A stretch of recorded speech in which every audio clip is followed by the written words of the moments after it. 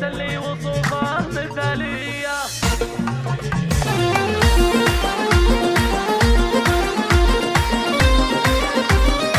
فرحة أيامك عسى الله يهنيها. القصايد جاتني اليوم ذاتية لأجل عين اللي زين قوى فيها، أجبرتني أكتب أبيات حصرية والتهاني والتباريك أهديها. يا فهد مبروك مليون مدنية، فرحة أيامك عسى الله يهنيها. فرحة أيامك عسى الله يهنيها. يا العريس اللي وصوفه مثالية والمدايح تستحق أعتني فيها، هيبتك بين المخاليق فرضية. يا فهد بك للمبادئ معانيها، طيبة المرضى مع طيبة النية. يا نسل شيخ علومه نحييها، يا نسل شيخ علومه نحييها. من أبوك مبارك أوصاف وفية، الشجيع اللي الصعايب يلبيها. بارك اللي له مواقف بطولية، والكرم له كف محد يساويها. والكرم له كف محد يساويها. ولك عمام الطيب قوم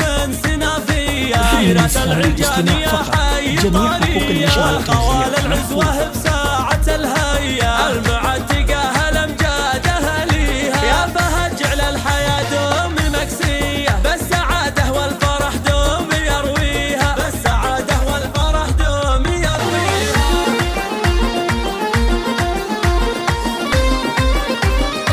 فرحة أيامك عسى الله يهنيها. القصايد جاتني اليوم ذاتية لأجل عين اللي زين قوى فيها، أجبرتني أكتب أبيات حصرية والتهاني والتباريك أهديها. يا فهد مبروك مليون مدنية، فرحة أيامك عسى الله يهنيها. فرحة أيامك عسى الله يهنيها. يا العريس اللي وصوفه مثالية والمدايح تستحق أعتني فيها، هيبتك بين المخاليق فرضية. يا فهد بك للمبادئ معانيها، طيبة المرضى مع طيبة النية. يا نسل شيخ علومه نحييها، يا نسل شيخ علومه نحييها. من أبوك مبارك أوصاف وفية، الشجيع اللي الصعايب يلبيها. بارك اللي له مواقف بطولية، والكرم له كف محد يساويها. والكرم له كف محد